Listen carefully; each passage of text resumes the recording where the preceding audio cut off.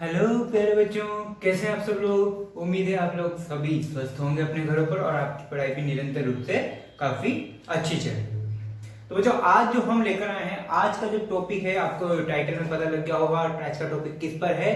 Permittivity और relative permittivity. किस पर है? Permittivity and relative permittivity. Sir, ये चीज तो हमने कहाँ पढ़ी थी? कूलॉम के नियम या कूलॉम के लॉ में पढ़ी, याद है? इलेक्ट्रोस्टैटिक फोर्स के लिए मैंने के की वैल्यू लिखवाई थी 1/4 पाई एप्सिलॉन नॉट। उस एप्सिलॉन नॉट को मैंने क्या बोला था? परमिटिविटी बोला था। सर, फिर आपने स्टार्टिंग की चीज अब लास्ट में कहां पढ़ा रहे हो? तो बच्चों, उसको पढ़ाने का रीजन ये है कि अब हम जो क्वेश्चंस करने वाले हैं, अभी तक हमने जो सारे क्वेश्चंस किए वो क्या कि एक चार्ज इधर लिया, एक चार्ज इधर लिया, उन दोनों चार्ज को कहां लेके आया? हवा में लटका दिए। कहां लटका दिए दोनों चार्जेस को? हवा में लटका दिए। हवा में लटकाया, अट्रैक्शन और रिपल्शन फोर्स को कैलकुलेट कर लिया। अब मैं क्या करूंगा? उन दोनों चार्जेस को किसी मीडियम में लाके लेके रख दूंगा। तो अब मेरे को उसी सेम फोर्स के लिए कैलकुलेशन कहाँ करनी होगी? मीडियम में जाके कैलकुलेशन, यानी कि मुझे मीडियम में जाके जंप करना होगा। तो बच्चों, वो सब पढ़े हम। तो आज का टॉपिक जो है वो किस पर है? तो सबसे पहले मैं आज की बात बता देता हूं। आज का जो टॉपिक है वो है रिलेटिव परमिटिविटी। रिलेटिव परमिटी ओ परमिटी, किस परमिटी? में मरमिटी, परमिटिविटी। ओके, अच्छा, रिलेटिव परमिटिविटी, बहुत बढ़िया भैया। अब जो रिलेटिव परमिटिविटी है, इसे सोल्व तो करेंगे, लेकिन उससे पहले कुछ पुरानी बातें हमें करनी है। कुछ पुरानी बातें अर्थात ये मैंने बच्चों आपको जस्ट प्रीवियस लेक्चर में मैंने क्या सिखाया था? मैंने आपको सिखाया था कुछ क्वेश्चंस पर हमने क्या की थी, जैसे स्क्वायर शेप ली और उस स्क्वायर शेप पर मैंने क्या कैलकुलेट किया? Electric field intensity. क्या कैलकुलेट करना सीखा था? Electric field intensity. बिल्कुल सही, उसमें क्या दोहराई वाली बात नहीं है। लेकिन क्या आपने एक बात नोटिस करी? क्या क्या क्या कि यही चीज हमने कहां सोल्व करी थी? इलेक्ट्रोस्टैटिक फोर्स के लिए सोल्व करी थी। कहां सोल्व करी थी? इलेक्ट्रोस्टैटिक फोर्स के लिए। यानी कि जो चीज मैंने इलेक्ट्रोस्टैटिक फोर्स के लिए सोल्व करी, सेम चीज मैं कहां सोल्व कर रहा हूं? इलेक्ट्रिक फील्ड के लिए। कहां सोल्व कर रहा हूं? इलेक्ट्रिक फील्ड के लिए। तो बच्चों, आज जो हम प्रीवियस लेक्चर से ही थोड़ा सा कंटिन्यू करते हैं। मैंने लास्ट टाइम आपको एक स्क्वायर लेकर क्वेश्चन सोल्व करवाया था। क्या करवाया था? एक स्क्वायर लेके क्वेश्चन को सोल्व करवाया था। अच्छा, वो अपने को मैंने एक चीज और बताई, क्या कि सॉरी, अगर सिमेट्रिक शेप है, यानी कि किसी शेप पर चारों कोनों पर अगर सेम अमाउंट ऑफ चार्ज और सेम नेचर ऑफ चार्ज रखा हुआ है, तो अंदर जो है सेंटर पर इंटेंसिटी क्या होगी? जीरो। सेंटर पर इंटेंसिटी क्या थी? जीरो। सेंटर पर फोर्स कितना था? जीरो। इस तरीके से। खैर, कोई बात नहीं, घबराने वाली कोई बात नहीं है। अब जो बच्चों बात मैं करता हूं, अब मान लो मैंने पहले क्या लिया था? क्या लिया था? याद है क्या कुछ? हाँ, स्क्वायर लिया था। क्या लिया था? स्क्वायर। अब क्या लेता हूं? जरा इसका फोटो बनाओ। ये कौन है? ये मिलने आई है आपको? ये कौन सी शेप है? ये है ट्राइंगल है। बहुत बढ़िया। अच्छा, क्या ये इक्विलेटर ट्राइंगल दिखता है? बिल्कुल दिखता है। क्या इक्विलेटर ट्राइंगल दिखता है? बिल्कुल दिखाई दे रहा है। बहुत बढ़िया। अब सुन बात को, मैं क्या करता हूं? अगर मैं कहूं, मैंने यहाँ पे एक चार्ज रखा +q और दूसरा यहां पर रख दिया -q। अरे भाई, दोनों तरफ सेम नेचर वाला तो अपन स्क्वायर में सोल्व कर चुके ना। तो थोड़ा सा डिफरेंट ट्राई करते हैं। एक बार ले लिया +q, एक बार ले लिया -q, और यहां इसको मैं दे देता हूं a, b और ये c पर जो चार्ज है वो है q0। बोले तो पॉइंट चार्ज, बोले तो पॉइंट चार्ज। ठीक है, कोई दिक्कत वाली बात नहीं है। अब मैं आपसे क्या कहता हूं? मुझे तुमसे कुछ कहना है। सुनो, क्या कहना है? मेरा ये कहना है कि find net electric field on point C. Find net electric field on point C. तो जरा इसका, अब ये है आपका क्वेश्चन। अब इसको सोल्व करें। तो सोल्व करने के लिए जरा सी इसकी डायमेंशंस हम कंसीडर कर लेते हैं। हम इसकी डायमेंशंस को, इसका कहना क्या चाहता है, इसके दिल की बात सुन लेते हैं। हर क्वेश्चन कुछ दिल की बात कहता है, और अगर हर क्वेश्चन कुछ दिल की बात कहता है तो उसकी दिल की बात सुनना आवश्यक है। बिल्कुल है। अच्छा बच्चों, इक्विलेटरल ट्रायंगल है, तो ये भी 60, ये भी 60 और ये भी 60। बढ़िया, बहुत बढ़िया, कोई बुराई वाली बात नहीं है। अब सुनिए बात को। सी पर इलेक्ट्रिक फील्ड ए के कारण कैसे लग रहा होगा? क्या इधर लग रहा है? बिल्कुल देख, क्यों इधर गया? गया, बहुत बढ़िया। कौन सा है? ई ए। ओके, अब सुन, चलिए ये तो समझ में आया, ये प्लस था और पॉइंट चार्ज पर मैं हमेशा कौन सा चार्ज एज्यूम करता हूँ? Positive charge. कौन सा? पॉजिटिव चार्ज एज्यूम करता हूँ। तो बचा तो पॉजिटिव ने पॉजिटिव को रिपेल कर दिया, बोले तो इसने इसको बेदखल कर दिया। क्या कर दिया? बेदखल। अच्छा, कोई दिक्कत नहीं। ये क्या करेगा भाई? ये बी वाला चार्ज इसको भगाएगा या पास बुलाएगा?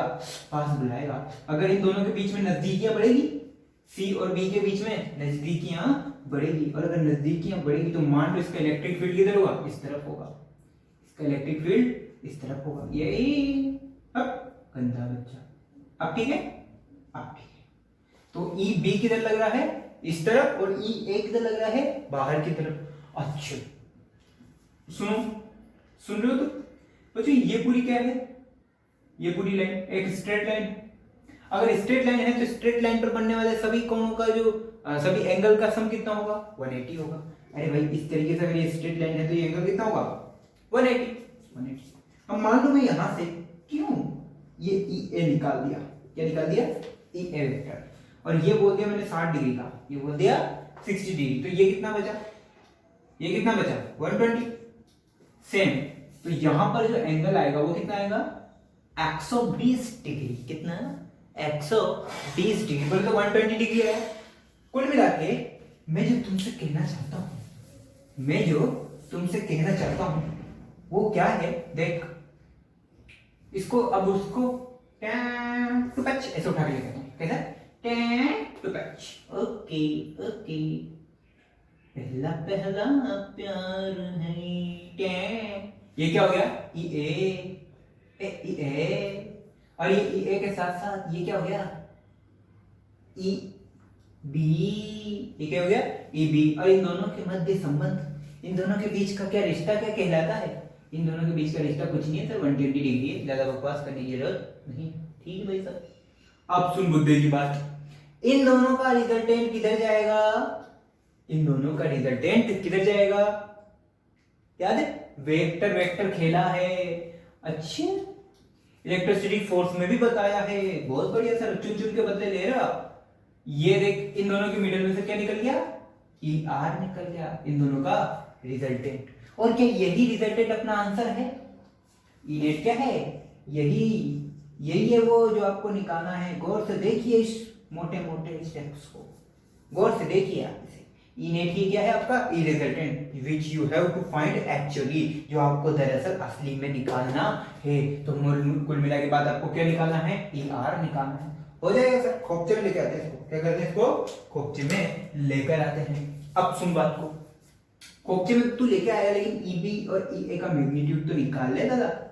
ई ए का बात करो। देख, ए की वजह से सी पर लगने वाला इलेक्ट्रिक फील्ड के क्यू अपॉन आर स्क्वायर।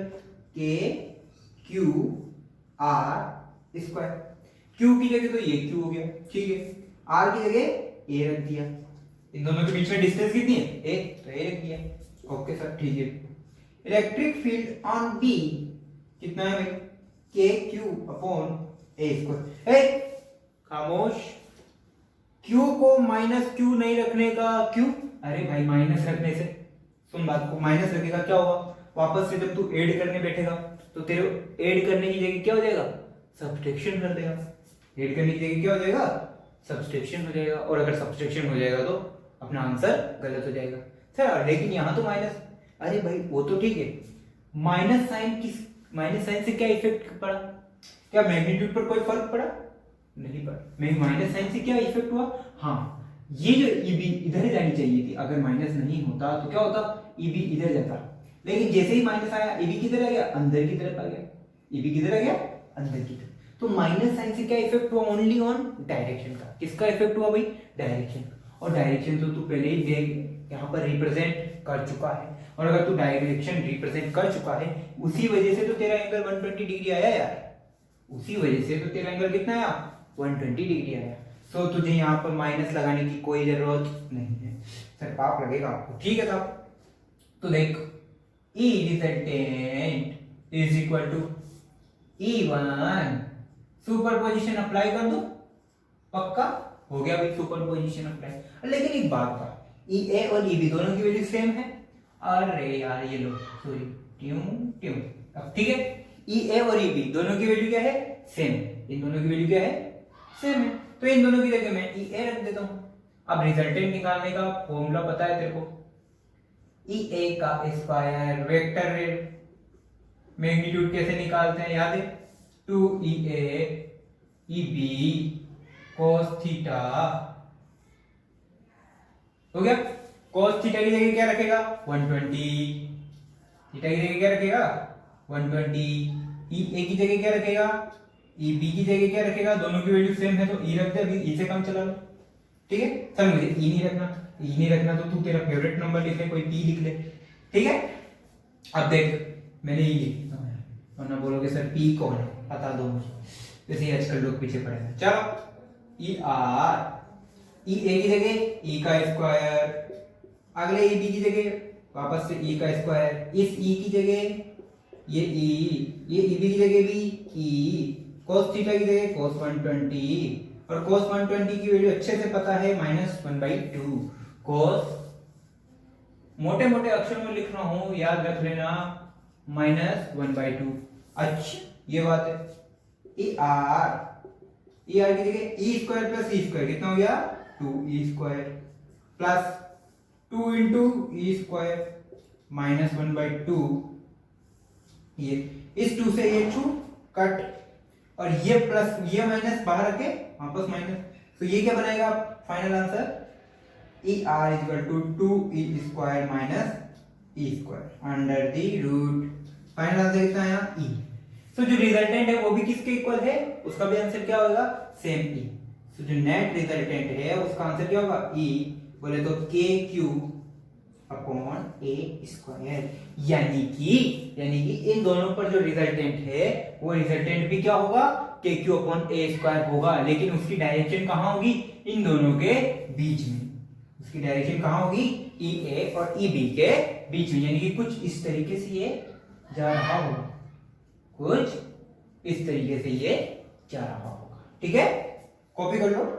अच्छा बच्चों यही सेम क्वेश्चन इलेक्ट्रोस्टैटिक फोर्स में किया है क्या, अरे हाँ सर बस वहां पे क्या था E की जगह F की बात हो रही थी, वहां पर फोर्स खेल रहा था, यहाँ पर आपने इलेक्ट्रिक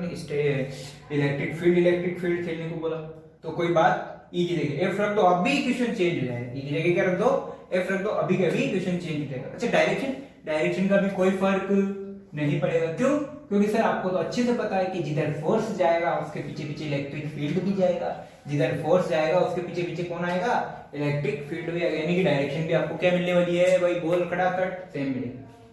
सिर्फ E की जगह F रखो, डायरेक्ट क्वेश्चन किसका बन जाएगा इलेक्ट्रोस्टैटिक फोर्स का, F की जगह E रखो, डायरेक्ट क्वेश्चन किसका बन जाएगा इलेक्ट्रिक फील्ड का। इसीलिए मुझे पता था, इसीलिए मैंने ज्यादा नंबर ऑफ क्वेश्चंस वहां करवा दिए और यहाँ पर कम करवा रहा हूँ। आपको मन कर रहा है क्वेश्चंस करने का, वहां जाओ, वहां जहां जहां F लिखा हुआ था E पुट कर दो, ठीक है कॉपी दैट।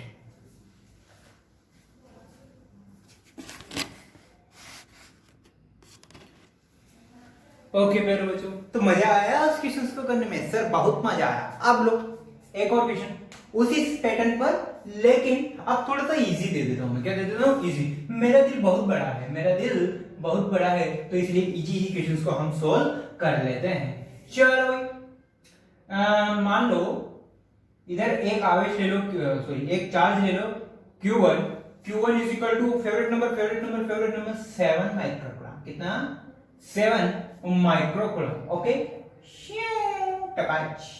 दूसरा चार्ज ले लो, ले रहे हो तुम, ले लो सर, -4 माइक्रोग्राम, कितना -4 माइक्रोग्राम।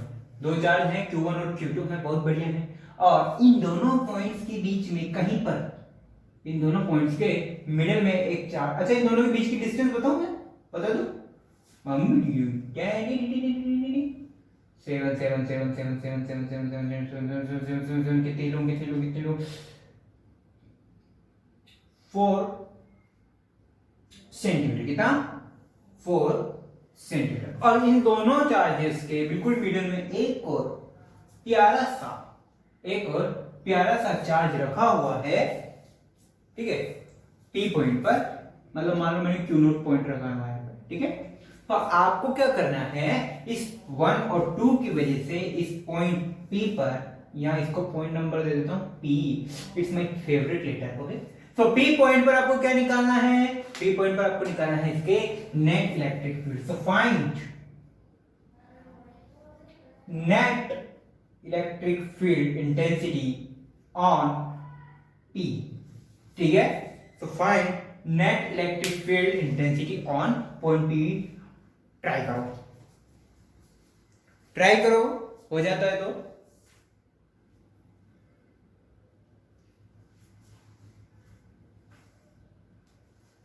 हो गया होगा, नहीं हुआ तो देख, सिंपल सी बात है। हर क्वेश्चन आपसे कुछ कहता है, हर क्वेश्चन आपसे कुछ कहता है, बस आपको सुनने की जरूरत है। देख भाई, इस 1 के कारण इस पी पर इलेक्ट्रिक फील्ड किधर, इस तरफ, क्यों, इधर, बोले तो E1, ठीक है। ऐसा क्यों भाई, ऐसा इसलिए कि ये भी पॉजिटिव चार्ज है और यहाँ पर आप एक पॉइंट चार्ज जेब में से निकाल के रख देते हो, तो पॉकेट में से जो पॉइंट चार्ज आपने निकाला है, उस पॉइंट चार्ज पर जो चार्ज है वो भी कौन सा है, प्लस। तो ये भी प्लस, ये भी प्लस, एक दूसरे को रिपेल करेंगे, भगाएंगे, एक दूसरे से बेदखल कर दिया इसकी जायदाद से, चलो ठीक है। अच्छा, सेकंड नंबर का चार्ज -4 माइक्रोग्राम, ये क्या करेगा, अपनी तरफ इसको अट्रैक्ट करेगा, ये क्या करेगा, अपनी तरफ इसको अट्रैक्ट करेगा, E2 वेक्टर, E2 वेक्टर से ये अपनी तरफ अट्रैक्ट करेगा, ठीक है। सो अगर मैं कहूं मुझे तुमसे मोहब्बत है, अच्छा चलो ठीक है, E resultant is equal to क्या, E1 vector plus E2 vector, ठीक है, E1 vector plus E2 vector. So net electric field intensity on P क्या हो जाएगी, E1 और E2 का वेक्टर सम, E1 और E2 का वेक्टर सम। अच्छा ठीक है, इन दोनों के, अब सुन बच्चे, ये तेरी E1 होगी और ये तेरी E2 होगी, ठीक है। दोनों क्या एक ही डायरेक्शन में है, बिल्कुल है। अगर दोनों एक ही डायरेक्शन में है, so theta is equal to 0 degree, तो theta is equal to 0 degree, बहुत बढ़िया। तो इसका रिजल्टेंट कितना होगा, इसका रिजल्टेंट होगा, डायरेक्ट लिख दे बिना किसी भेदभाव के, E1 प्लस E2। अगर दोनों के बीच में एंगल 0 है तो डायरेक्ट उसका जो वेक्टर सम है वो किसके आएगा, ओनली उसके मैग्नीट्यूड के समथिंग को, जो मैग्नीट्यूड इसका जो आंसर आएगा वो क्या आएगा, E1 प्लस E2, बिना बकवास के। यानी कि अब आपको बस E1 पता लग जाए और E2 पता लग जाए तो दोनों को सम करके आंसर लिख सकते हो। चलो दोनों का सम करते हैं। ओके, E1 निकालना सिखाया गया, बिल्कुल सिखाया था, KQ/R²। बाकी तो ठीक है, K की जगह मैंने क्या रख दिया, 9 × 10⁹ Q की जगह मैंने क्या रखा, 7 माइक्रोग्राम है, तो माइक्रोग्राम को आपको कूलम में कन्वर्ट करना इजीली आता है, बहुत बढ़िया। 7 × 10⁻⁶, भाई 7 माइक्रोग्राम था, उसे मैंने किस में कन्वर्ट कर दिया, माइक्रो को कूलम में कन्वर्ट कर दिया। तो कूलम में कन्वर्ट करने के लिए क्या चाहिए मुझे, 10⁻⁶ चाहिए। R कहां से लाऊं, R बच्चों मैंने बोला ये पॉइंट जो है P पॉइंट, ये बिल्कुल क्या है, मिडिल पॉइंट है, क्या है, middle point. So middle point है, तो यहां से यहां के बीच की डिस्टेंस कितनी होगी, 2 सेंटीमीटर, कितनी होगी, 2 सेंटीमीटर। तो ये 4 है, 4 का हाफ हो जाएगा 2 सेंटीमीटर। तो R की जगह क्या रखोगे, 2 × 10⁻⁻3, और इसको भी कन्वर्ट करना पड़ेगा ना, सेंटीमीटर में दी हुई है, तो 2 × 10⁻³ का R की जगह स्क्वायर कर दो, कंप्लीट स्क्वायर, ठीक है। इधर आ जा भाई, E2 इसको 1 लिख लेता हूं, इसको 1 लिख लेता हूं, इज इक्वल टू KQ2/R2 का स्क्वायर। ओके चलो, 9 × 10⁹ अब जरा बोलो 4 माइक्रोग्राम, 4 लिखूं या -4, सर आपने तो माइनस लिखने को मना किया है, सो 4 डायरेक्टली 4 × 10⁻⁶ अपॉन डिस्टेंस तो दोनों की सेम ही है भाई। अगर ये यहां से यहां 2 है तो ये यहां से यहां भी कितनी होगी, 2 ही होगी, ठीक है। तो 2 × 10⁻³ का होल स्क्वायर। सोल्व करो, E रिजल्टेंट। अब दोनों को डायरेक्ट ऐड करता हूं मैं, मुझे डायरेक्ट ऐड करने बैठा मैं, 9 इंटू 10 की पावर, इसको सोल्व कर देता हूँ, करूँ क्या? चलो यहाँ लिख देता हूँ, 9 इंटू 10 की पावर माइनस 7 इंटू 10 की पावर -6, या इसको मैं यही सोल्व कर लेता हूँ पहले। देखो 9 इंटू 10 की power 9, okay, 9 and 7 63 divide by 2 का स्क्वायर 4 इंटू 10 की पावर 9, 10 की पावर -6 कितना हुआ? 10 की पावर +3, ओके, 10 की पावर +3, यहां 10 की पावर -3 और 2 10 की पावर -6, ये -6 ऊपर जाके वापस क्या बना लेगा? +6, और 10 की पावर +6 और +3 कितना बन जाएगा? 10 की पावर 9। तो आंसर क्या है? 63/4 इंटू 10 की पावर 9। सेम इधर कर लेते हैं, यहां पे 4 से 4 कट, तो फाइनल आंसर आएगा 9 इंटू 10 की पावर 9। तो फाइनल इसका क्या है? 9 इंटू 10 की पावर 9। इसको दोनों को ऐड कर दो, 63/4, इसको सोल्व कर लो कट करके, 1 5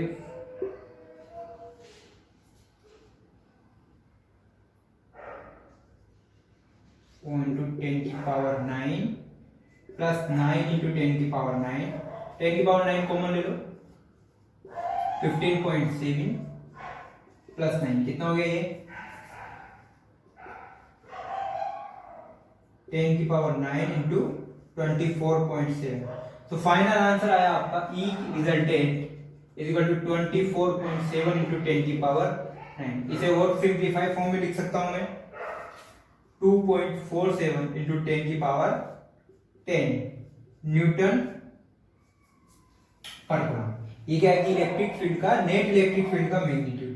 अच्छा सर, डायरेक्शन टुवर्ड्स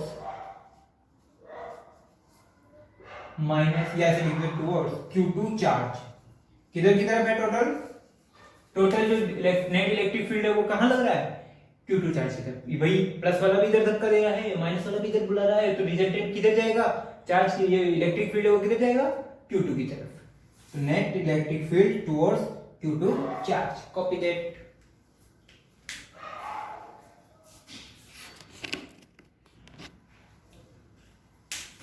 ओके बच्चों, अब जो नेक्स्ट टॉपिक लेकर आए हैं, अब आए हैं हमारे लेक्चर के मेन टॉपिक पर, जिसका नाम है परमिटिविटी एंड रिलेटिव परमिटिविटी। क्या है? Permittivity and relative permittivity. Permittivity का बहुत ज्यादा आवाज आ रही है, तो जरा आओ और इसको थोड़ा सा बाहर निकाल दे। याद करो पुराने जमाने के वो दिन जब आप दो चार्ज को लेकर बैठे हुए होते थे, एक था Q2 और एक था Q1। इन दोनों के बीच में दूरियां थी, इन दोनों के बीच में काफी दूरियां थी। इसकी दूरी को मैंने R बोला था, पता है? हाँ याद आ गया। इन दोनों के बीच में एक बल लग रहा था, इन दोनों के बीच में एक फोर्स लग रहा था। अगर फोर्स लग रहा था तो उसे F = K Q1 Q2 upon R² मैंने बोला था, यही बोला था, बिल्कुल बोला था। वहां पर मैंने आपको K निकालना सिखाया था। जो K था वो मैंने लिखा था 1/4 पाई एप्सिलॉन। क्या बोल, खबरदार अगर किसी ने इसको ई पढ़ लिया गोली मार दी जाएगी। ये क्या है? और ये ना ही ई पढ़ना है ना ही समीशन, क्योंकि समीशन जो होता है ना, तुम मैथमेटिक्स में लिखते हो वो भी ऐसे लिखते हो, है ना? इज्जत से ऐसे लिखा जाता है, आप लोग ऐसे लिखते हो, ऐसा भी नहीं पढ़ना। इसको क्या पढ़ना है? एप्सिलॉन। क्या पढ़ना है? एप्सिलॉन। ठीक है। अब आपने ये वाले जहां पर जब हमने फॉर्मूला लिखा था, तो बच्चों आपने, हमें अच्छे से याद है कि आपने इसको क्या बोला था? 1/4 पाई एप्सिलॉन नॉट पे बोला था। क्या बोला था? 1/4 पाई एप्सिलॉन नॉट। एक छोटी सी बिंदी लगी हुई थी, क्या यहाँ पर मैंने लगाई? नहीं लगाई। क्यों? क्योंकि ये किसी स्पेशल केस के लिए लिखा था, और ये मैं लिख रहा हूं ओवरऑल केसेस के लिए। देखो आ जाओ, बोल जाओ, इधर आओ। K = 1/4 pi epsilon not. और एप्सिलॉन क्या है? यहाँ पे एप्सिलॉन है परमिटिविटी। एप्सिलॉन क्या है? Permittivity of medium. Permittivity of medium. आप सुन बात को, परमिटिविटी ऑफ मीडियम। जो एप्सिलॉन जैसे जैसे बढ़ाऊं मैं, सुनो बात को, एप्सिलॉन की वैल्यू बढ़ाऊंगा, एप्सिलॉन को बढ़ा रहा हूं ऊपर, जैसे बोलते हैं एप्सिलॉन की वैल्यू इंक्रीज कर रहा हूं, तो क्या होगा? फोर्स की वैल्यू कम होगी या ज्यादा होगी? फोर्स की वैल्यू इसे मैं ऐसे लिख सकता हूँ, F is equal to K की वैल्यू पुट करी Q1 Q2 upon 4 pi epsilon not, ऐसे लिखा था ना? नहीं, ऐसे याद है? ऐसे भी लिख सकता हूँ क्या? बिल्कुल लिखा जा सकता है। सो अगर मैं इसकी बात करूं तो कि एप्सिलॉन की वैल्यू बढ़ाऊं तो क्या फोर्स की वैल्यू ऑटोमेटिक डिक्रीज होगी? अगर एप्सिलॉन की वैल्यू बढ़ाऊं तो फोर्स की वैल्यू डिक्रीज होगी। तो यहां से मैं एक अच्छा सा रिलेशन इन दोनों के बीच में संबंध बता सकता हूं, क्या? कि F is inversely proportional to epsilon. F is inversely proportional to epsilon. Sir लेकिन अब सोचो, ऐसा क्या हुआ कि एप्सिलॉन के साथ साथ आपका फोर्स जो है वो घट रहा है, बट नाम से तो पता चल रहा है परमिटिविटी। परमिटिविटी का मीनिंग ये क्या कर रहा है? अपने में से परमिट कर रहा है। ये क्या काम करेगा? अपने में से परमिट करने का काम करेगा। किसको? फोर्स को। यानी कि फोर्स को क्या करेगा? अपने में से, जहां एप्सिलॉन आ गया, ये एप्सिलॉन है और इधर फोर्स है, तो फोर्स क्या करेगा? आने दो। एप्सिलॉन का काम क्या होना चाहिए? आने दो, निकलने दो। बट एप्सिलॉन तो उल्टा कर रहा है। एप्सिलॉन तो क्या कर रहा है? उल्टा कर रहा है एक्चुअली में, कि जहां एप्सिलॉन है वहां पे फोर्स नहीं है। यानी कि यहाँ एप्सिलॉन तो यहाँ पे फोर्स गया। अगर एप्सिलॉन की वैल्यू मैंने जितनी मिनिमम रखूंगा उतना ही फोर्स मेरा क्या होगा? मैक्सिमम होगा। और एप्सिलॉन की वैल्यू जितनी ज्यादा रखूंगा फोर्स मेरा उतना ही कम होगा। तो परमिटिविटी का मीनिंग तो यही है कि एप्सिलॉन क्या करे? अपने में से फोर्स को परमिट करता रहे। परमिटिविटी का मीनिंग क्या है? जो परमिट करे। तो बच्चों इसका आपने गलत इस्तेमाल ले लिया है। आपने इसका गलत इस्तेमाल ले लिया। क्या ऐसा पॉसिबल? नहीं। तो बच्चों हुआ क्या है, इसको वर्ड का जो है ये परमिटिविटी ऑफ मीडियम, ये क्या है? वर्ड सुनो पहले, परमिटिविटी ऑफ मीडियम। कहने का मतलब ये है कि एप्सिलॉन का मीनिंग है कि मीडियम के जो फोर्स है, ये एप्सिलॉन क्या करेगा? अपने अंदर से इंटरनल फोर्स को भेजेगा कि आप क्या करो, उन दो चार्जेस के बीच में जो फोर्स है ना उसे ब्रेक करो। क्या करेगा? उन दो चार्जेस के बीच में जो फोर्स है उसे ब्रेक करो। यानी कि एप्सिलॉन क्या होगा? यानी कि मीडियम जो है वो खुद का एक फील्ड क्रिएट कर रहा है। मीडियम क्या कर रहा है? खुद का एक फील्ड क्रिएट कर रहा है और उस फील्ड को भेज रहा है, जाओ उस फोर्स को वीक करो। मान लो जैसे यहां पर है ये दो आवेश रखे हुए हैं, ये दो चार्जेस रखे हुए हैं, ठीक है बच्चों। अब ये दो चार्ज यहाँ पर फुल ताकत से जो है फोर्स लगा हुआ है। क्या लगा हुआ है? फोर्स लगा हुआ है। अब जैसे ही हुई एंट्री एप्सिलॉन की, किसी एप्सिलॉन की, तो एप्सिलॉन ने क्या किया? अपना एक इंटरनल फील्ड जनरेट किया। एप्सिलॉन ने क्या किया बच्चों? अपना इंटरनल फील्ड क्रिएट किया। अपना इंटरनल फील्ड क्रिएट किया और क्या बोला? कि जाके इस फोर्स को ब्रेक करो। क्या किया? कि जाके इस फोर्स को ब्रेक करो। तो ये जो परमिटिविटी ऑफ मीडियम, वर्ड का मीनिंग समझो। ये सिर्फ परमिटिविटी नहीं लिखा हुआ, ये क्या लिखा हुआ है? Permittivity of medium. यानी कि मीडियम खुद अपना एक फील्ड क्रिएट कर रहा है ताकि उस फोर्स को उस अट्रैक्शन फोर्स या रिपल्शन फोर्स जो भी है, उस फोर्स को क्या कर सके? ब्रेक कर सके। इसलिए एप्सिलॉन का यूज किया जाता है। इसलिए एप्सिलॉन का यूज किया जा सकता है। अब सोचो सबसे कम कहां होगा? सबसे कम फोर्स कहां होगा? जहां पे सबसे ज्यादा एप्सिलॉन होगा। और सबसे ज्यादा फोर्स कहां होगा? जहां से सबसे कम एप्सिलॉन होगा। दोनों एक दूसरे के इनवर्स है। दोनों एक दूसरे के क्या है? इनवर्स है। ठीक है, कॉपी दे। मैं यहाँ पे कुछ और बताने वाला हूं। ओके बच्चों, इसका मतलब अगर मैं आपको कहूं कि एप्सिलॉन क्या करता है, कि epsilon permits only its own field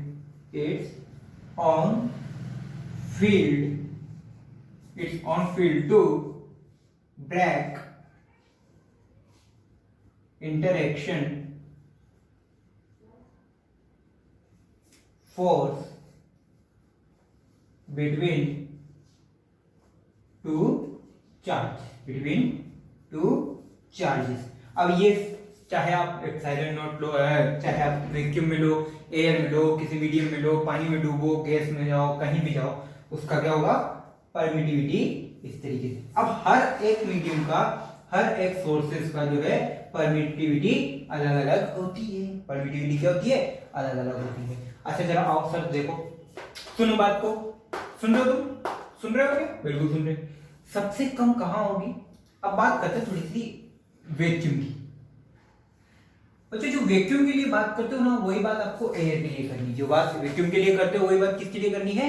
air के लिए। क्योंकि लगभग हम दोनों केसेस में बराबर लेते हैं। लगभग हम क्या करते हैं? दोनों केसेस में बराबर लेते हैं। अब सुनो, एक वैक्यूम की बात करते हैं। किसकी बात करें? वैक्यूम। छोटी छोटी बात है। अब वैक्यूम में एक पार्टिकल यहां और एक पार्टिकल यहां, इन दोनों के बीच में आपस में ही दूरियां बहुत है। इन दोनों के बीच में आपस में ही दूरियां बहुत है। तो क्या ये फोर्स को ब्रेक कर पाएंगे? नहीं कर पाएंगे। और अगर फोर्स को ब्रेक नहीं कर पाएंगे, इसका मतलब इसका जो एप्सिलॉन है वो सबसे, जिसका एप्सिलॉन है वो सबसे कम होगा या ज्यादा? भाई अगर ये दोनों ही आपस में ब्रेक नहीं कर पाएंगे, ये दोनों के बीच में दूरियां काफी है, तो फोर्स को ब्रेक ही नहीं कर पाएंगे। फोर्स को ब्रेक ही नहीं कर पाएंगे। इसका मतलब इनका जो एप्सिलॉन है वो, खुद का जो एप्सिलॉन है वो सबसे कम होता है। तो इसे बोलते हैं एप्सिलॉन नॉट। इसे क्या बोलते हैं? Epsilon not. इसके बोलते हैं एप्सिलॉन नॉट। और ये होता है मिनिमम। कुछ पॉइंट्स हैं जो लिखते रहेंगे हम। मिनिमम फॉर वैक्यूम, या फिर इसे बोलते हैं फ्री स्पेस। क्या बोलते हैं? Free space. अगर फ्री स्पेस बोल दो, वैक्यूम बोल दो, एयर बोल दो, वहां पर आपको क्या लेना है? Epsilon nought. इसकी value 8.85 into 10 raised to the power minus 12 coulomb metre square per newton, sorry coulomb per newton metre square, coulomb per newton metre square. ठीक है बच्चों। दूसरी बात, अब जैसे जैसे मीडियम बनता जाएगा वैसे वैसे एप्सिलॉन नॉट की वैल्यू भी, एप्सिलॉन की वैल्यू भी बढ़ती जाएगी। यानी कि सबसे कम किसके लिए होता है? एयर के लिए या वैक्यूम के लिए या फ्री स्पेस के लिए। उससे ज्यादा किसके लिए होता है? मीडियम के लिए।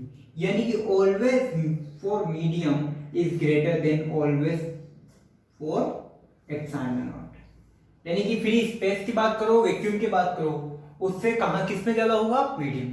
कोई भी मीडियम ले लो, उसमें सब में क्या होगा? एप्सिलॉन की वैल्यू, यानी कि permittivity of medium is always greater than permittivity of vacuum और फ्री स्पेस। ओके। अब अगर एप्सिलॉन एम की वैल्यू ज्यादा है तो इसकी वैल्यू ज्यादा, तो फोर्स की वैल्यू कम। सो उल्टा होगा फोर्स में। Force in medium is always lesser than force in vacuum. यानी कि वैक्यूम में जो फोर्स है, वैक्यूम में अब दो चार्जेस को लेकर जाओ, उन दोनों के बीच में फोर्स ऑफ अट्रैक्शन ले लो, फोर्स ऑफ रिपल्शन ले लो, वो बहुत स्ट्रॉन्ग होगा। क्या होगा? बहुत स्ट्रॉन्ग होगा। उन्हीं दो चार्जेस को, सेम चार्जेस को आप किसी लिक्विड मटेरियल में लेके जाओ। अब जब आप उस लिक्विड मटेरियल में लेके जाओगे तो वहां का जो फोर्स है वो वैक्यूम की कंपैरिजन में कम होगा। अब उसी लिक्विड को कहीं आप और ज्यादा एप्सिलॉन वाले वैल्यू लिक्विड में लेके चले जाओ, ठीक है, तो वहां पर और ज्यादा और वीक हो जाएगा फोर्स। कुल मिलाकर अगर आपको फोर्स वीक करना है, अगर आपको दो चार्जेस के बीच में फोर्स को वीक करना है, तो कैसे कर सकते हो?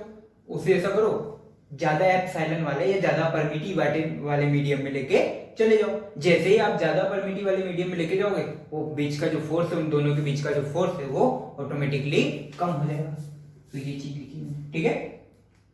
पॉइंट्स की फॉर्म में आप लिखते चले।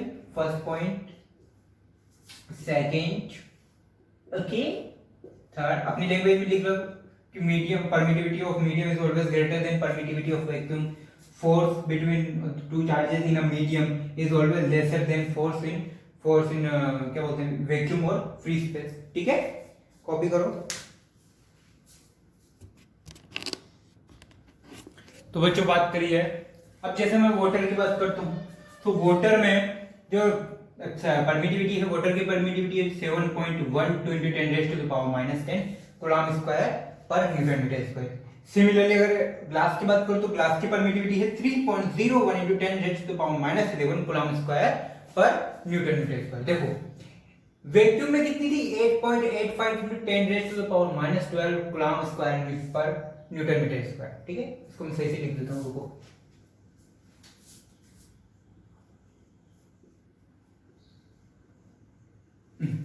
ठीक है, अब देखो सबसे मिनिमम कितने थी, एप्सिलॉन नॉट फ्री स्पेस में 8.85, उससे थोड़ी सी ज्यादा देखो मैंने वाटर के लिए लिखा 7.12, फिर उससे ज्यादा इसमें देखो 3.01।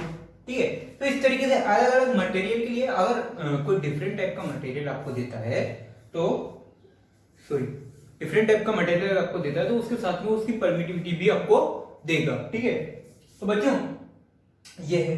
ठीक है, अब बात अगर आती है मुद्दे की ये कि सर कहां तक हम इतनी बड़ी बड़ी वैल्यू याद रखेंगे, कहां तक हम इतनी बड़ी बड़ी वैल्यू याद रखेंगे। 7.12 into 10 raised to the power minus 10, 3.01 into 10 raised to the power minus 10, हर और वो भी हर एक मीडियम के लिए अलग अलग परमिटिविटी। ग्लास में भी 3-4 टाइप्स होते हैं, उन तीनों चारों टाइप्स के लिए अलग अलग परमिटिविटी। सो उनका एक सॉल्यूशन बनाया, जिसका नाम है रिलेटिव परमिटिविटी। इसका नाम है रिलेटिव परमिटिविटी। सो आप अच्छे से समझ गए होंगे। अब हमारा नेक्स्ट टॉपिक क्या है, रिलेटिव परमिटिविटी। ओके,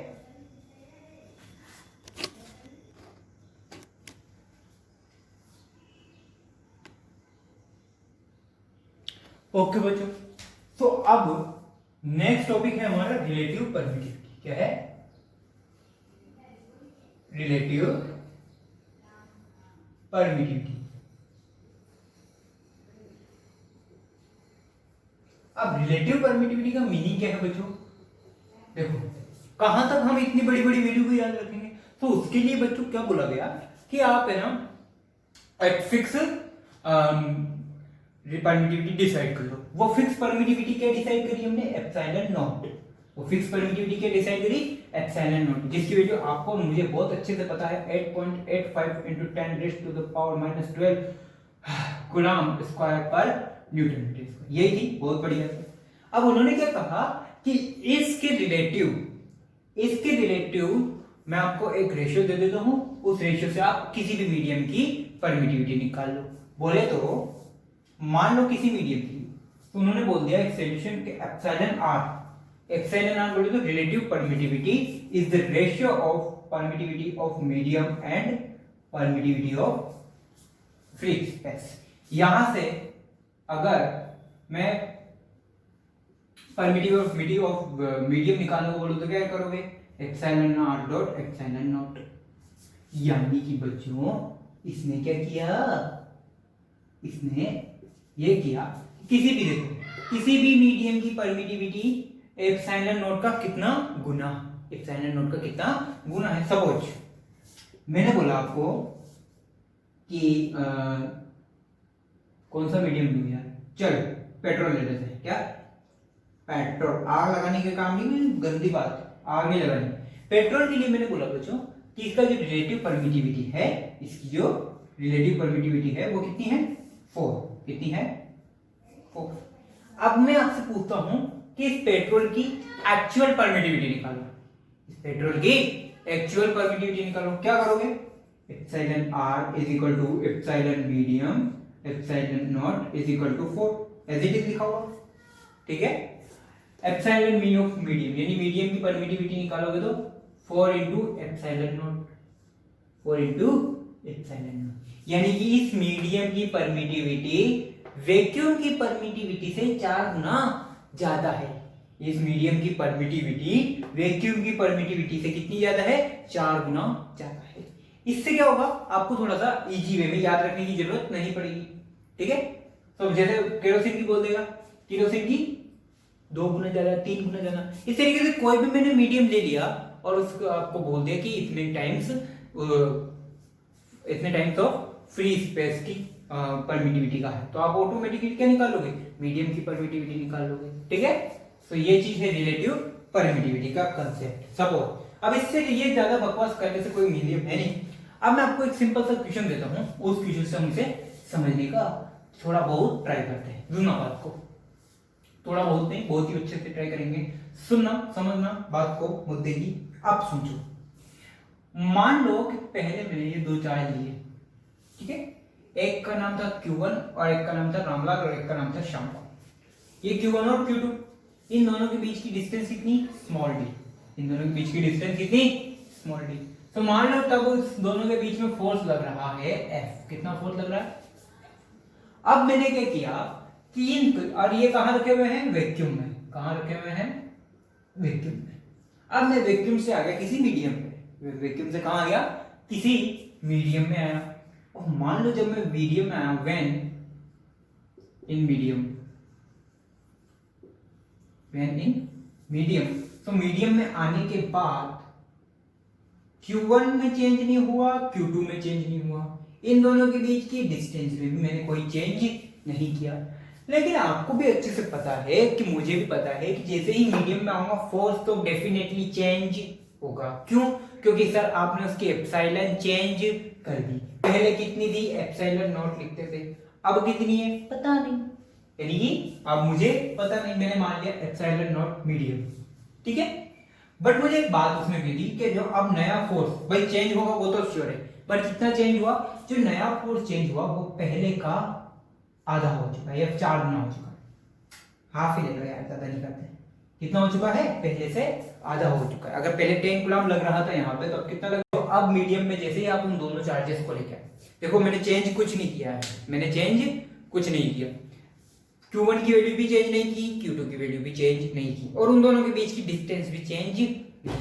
फर्क बस इतना है, पहले मैं वैक्यूम में काम कर रहा था, वैक्यूम में लेकर फोर्स कैलकुलेट किया तो कितना आया? F। अब उसी फोर्स को मैं किसी मीडियम में लेके आया, सेम चार्ज है Q1, सेम चार्ज है Q2, उन दोनों के बीच की डिस्टेंस भी सेम रखी है। अब उन दोनों के बीच का जो फोर्स है वो पहले वाले फोर्स से कितना हो गया? F/2। तो मुद्दे की बात यह है कि आपको क्या निकालनी है? Epsilon R. आपको क्या निकालनी है? एप्सिलॉन आर निकालनी है। क्या निकालनी है? Epsilon are. या डायरेक्ट ऐसा बोल देता हूं मैं कि आपको क्या निकालनी है? परमिटिविटी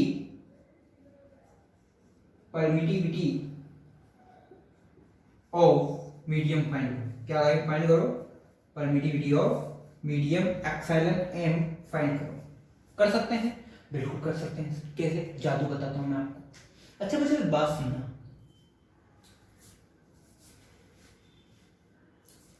एफ के फॉर्मूला पहले फॉर वैक्यूम की बात करता हूं। किसकी?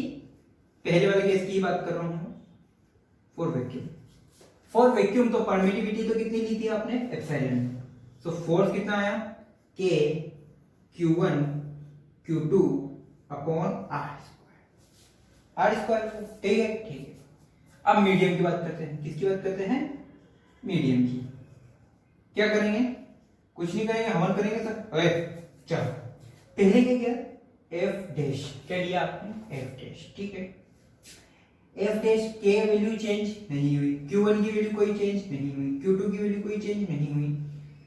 अच्छा के की तो वैल्यू चेंज हुई ना, के की जगह मैं ऐसा लिख देता हूं 4 पाई एप्सिलॉन नॉट। क्या लिख दिया? 4 पाई एप्सिलॉन नॉट। और यहां पे क्या लिख दिया? 4 पाई एप्सिलॉन नॉट लिखूं या एप्सिलॉन एम लिखूं? Epsilon M. क्यों? क्योंकि ये सर वैक्यूम की बात है और ये मीडियम की बात है। हो गया? इस फोर्स की वैल्यू कितनी दी हुई है? पहले वाले फोर्स से 1/2। पहले वाले फोर्स से 1/2। अब बात करते हैं थोड़ी सी आगे। तो जो मैं क्या करता हूं, इन दोनों इक्वेशंस को डिवाइड कर देता हूं। इन दोनों इक्वेशंस को डिवाइड कर देता हूं। First divided by second. First divided by second. F, इसको ऐसे लिख देता हूं बच्चों में, एफ इन वैक्यूम बराबर एफ। ठीक है, और एफ इन मीडियम जो है वो F/2 है। एफ इन मीडियम ऐसा लिख देता हूं। तो F not upon F M, F not upon F M, Q1 Q2 upon 4 pi epsilon not. ठीक है, Q1 Q2 upon 4 pi epsilon not, और R² भी तो है, R। यहां पे भी same Q1 Q2 upon 4 pi epsilon m into R², epsilon m into R²। अब देख, Q1 से Q2, ये Q1 Q2 से ये Q1 Q2 कट।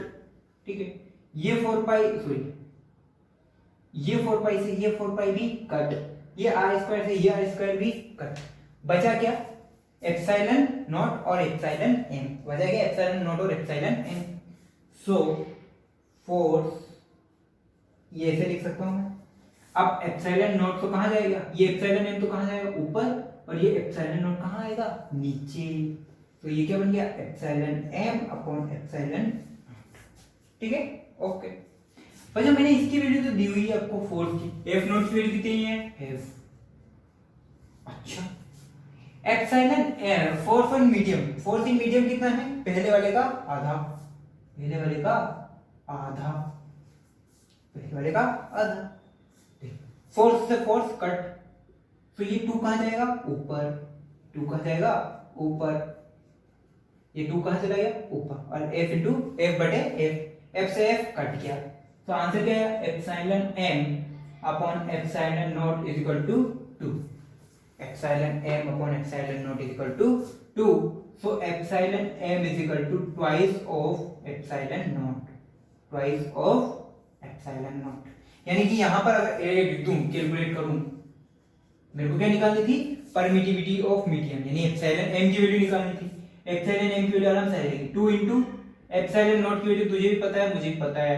8.85 into 10 की पावर माइनस 12, सोल्व करो एप्सिलॉन एम की वैल्यू आ जाएगी।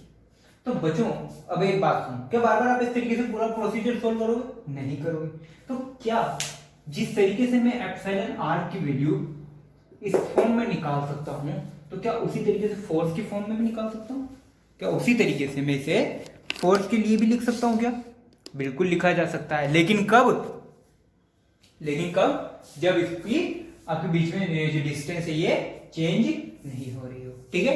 तो बच्चों इस तरीके के क्वेश्चंस आते हैं, एक लास्ट क्वेश्चन इस पर करते हैं जो आपके प्रीवियस एग्जाम में भी आया हुआ है, और मैंने हमारे प्रीवियस लेक्चर में भी बताया था, कहां पे, मतलब पूरा पोर्शन नहीं किया था, मैंने आधा सोल्व किया था, लेकिन कहां सोल्व किया था याद हो आपको, तो इलेक्ट्रोस्टैटिक फोर्स के लिए, कहां सोल्व किया था इलेक्ट्रोस्टैटिक फोर्स के लिए, ठीक है। उसको करेंगे, कॉपी करो इसको,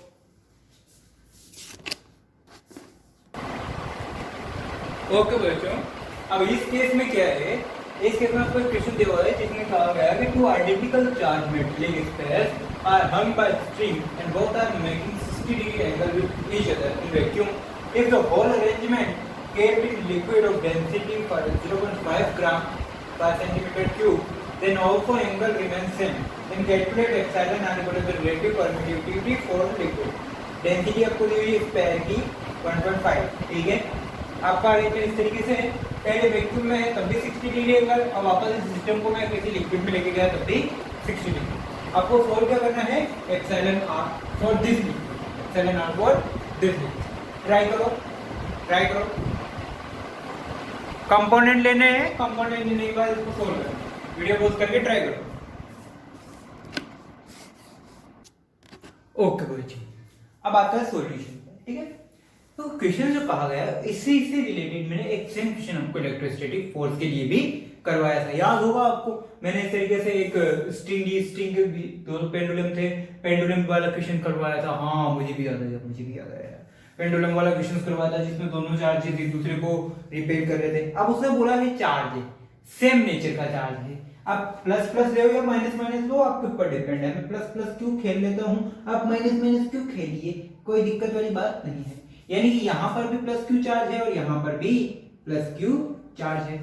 अब बच्चों को प्लस क्यू चार्ज है तो दोनों एक दूसरे को रिपेल करेंगे, अगर रिपेल करेंगे तो उन दोनों के बीच की जो स्ट्रिंग हो क्या बनाएंगे, एक एंगल बनाएंगे, मान लो ये 60 डिग्री, तो इनके बीच का एंगल कितना होगा 30 डिग्री, ये वाला एंगल कितना होगा 30 डिग्री, ये वाला एंगल कितना होगा 30 डिग्री।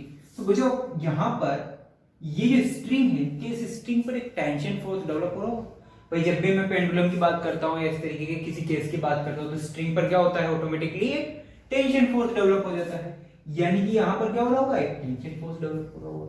तो टेंशन का ये वाला कंपोनेंट कौन सा कंपोनेंट हो गया, ये कंपोनेंट कौन सा कंपोनेंट हो गया T cos theta, T cos theta, तो ये 30, तो ये भी कौन सा हो गया 30 डिग्री, सो इसकी जगह में क्या लिख सकता हूं T cos 30 डिग्री, ये कंपोनेंट कौन सा हो गया T cos 30 डिग्री, बहुत बढ़िया। सर इधर वाला कंपोनेंट, ये वाला कंपोनेंट कौन सा हो गया T sin 30 हो गया भाई, ये T cos 30 तो ये T sin 30, ये कौन सा कंपोनेंट हो गया T sin 30। अब सुन, क्या ये वाला जो चार्ज है इस वाले चार्ज को इस तरफ रिपेल कर रहा है, यानी कि ये वाला चार्ज इस बॉल को क्या करेगा इस तरफ धक्का देगा, इस तरफ धक्का देगा तो इसका इलेक्ट्रिक फील्ड भी किधर आएगा इधर आएगा। अगर इसका इलेक्ट्रिक फील्ड भी इधर आएगा तो इसका इलेक्ट्रोस्टैटिक फोर्स भी इधर आएगा। आप चाहे एफ की बात करो चाहे ई की बात करो, वो किधर होगा, इस तरफ को बात करते हैं फोर्स की। तो इस टी साइन थीटा को कौन बैलेंस कर रहा है, एफ। इस पर एक और चीज लग रही होगी, कौन सी, एम जी। इस पर क्या लग रहा होगा, एम जी भी लग रहा होगा, मान लो यहाँ प्लस के लिख देता हूँ। इस पर कौन सा फोर्स लग रहा है, एम जी भी लग रहा है। तो अब एम जी को कौन बैलेंस कर रहा है, T cos 30। Force, electrostatic force को कौन बैलेंस कर रहा है, टी साइन 30। तो इस वाले पार्ट, इस वाले ऑब्जेक्ट गोल के लिए मैं इक्वेशन लिख लेता हूं। पहले लिखता हूं मैं T sine 30 is equal to F. T sine 30 is equal to F, ठीक है। एफ नॉट बोल देता हूं मैं इसे, मीडियम की बात कर रहा हूं ना, एफ नॉट, वैक्यूम की बात कर रहा हूं इसलिए एफ नॉट बोल दिया, ठीक है। अब एम जी को कौन बैलेंस कर रहा है, T cos theta. M G को कौन बैलेंस कर रहा है, टी कोस 30। किसको बैलेंस करना है, एम जी को, ठीक है। और जो इन दोनों को इक्वेशन को डिवाइड करता हूं, इन दोनों इक्वेशंस को डिवाइड करो। सो टी से टी कट, साइन थीटा अपन कोस थीटा क्या बन गया, टेन थीटा, टेन 30, ठीक है, टेन 30। ओके, कोई दिक्कत नहीं। F not upon M G, इसको क्या लिखा, F not upon M G. अच्छा, जी तो ठीक है, ग्रेविटेशन। एफ नॉट पता लग गया कि भाई वैक्यूम में क्या है, इलेक्ट्रोस्टैटिक फोर्स। मास कहां से लाओगे, मास किसकी बात कर रही है, इस स्फीयर की। ये जो गोला है, इस गोले की मास की बात हो रही है। अब इस गोले पर आ जाओ थोड़ा सा डीप में। इसका मास क्या होगा, डेंसिटी इंटू वॉल्यूम। मास का फॉर्मूला क्या है, density into volume, density into volume. और डेंसिटी मास स्फीयर की दी हुई है, याद कर, नीचे लास्ट में दी हुई है 1.5। क्या दी हुई है, 1.5। फिलहाल मैं लिखता नहीं हूं, फिलहाल मैं क्या कर देता हूं, डायरेक्टली डेंसिटी को लिखा मैंने सिग्मा और वॉल्यूम को लिखा वी। डेंसिटी को लिखा मैंने सिग्मा और वॉल्यूम को लिखा वी। तो मास की जगह मैं क्या पुट कर सकता हूं बच्चों, सिग्मा इंटू वी।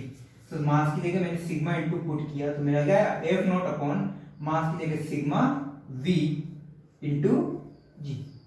आई बात, F not upon sigma V into G, F not upon sigma V into G.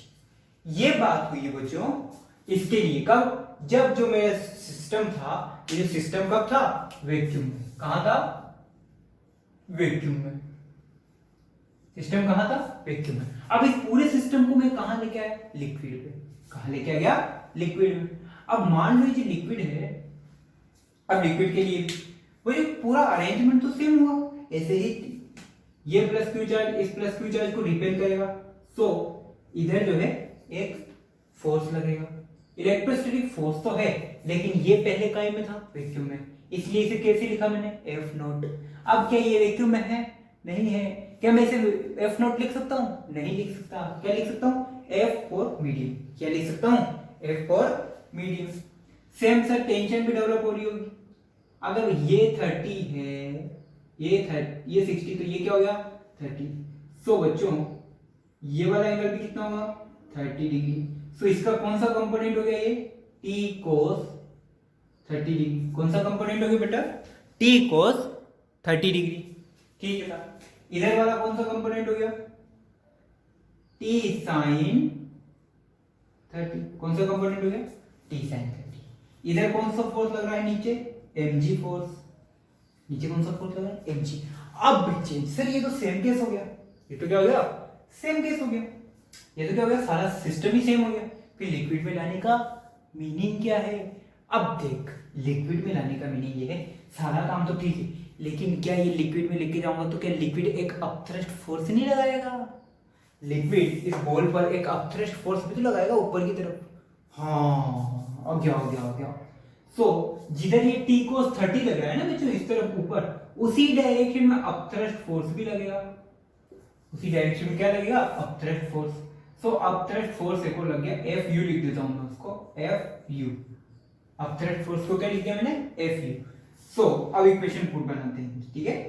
ये हो गया वैक्यूम के लिए। अब मीडियम की बात करते हैं। टी साइन 30 को तो किसने बैलेंस कर रखा है, टी साइन 30 को तो किसने बैलेंस किया, एफ मीडियम। टी साइन 30 को तो किसने बैलेंस किया, एफ मीडियम। टी कोस 30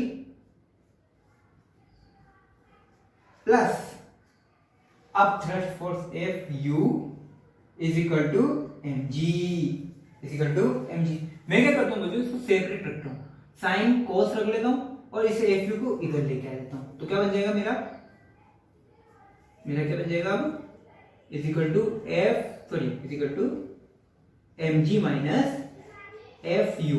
ये थ्रस्ट फोर्स है, यहाँ था ना एडिशन में, मैं इसको इधर लेके आ गया। ठीक है, अब मैं क्या करता हूं, अब थ्रस्ट फोर्स की वैल्यू भी निकालते हैं। अब थ्रस्ट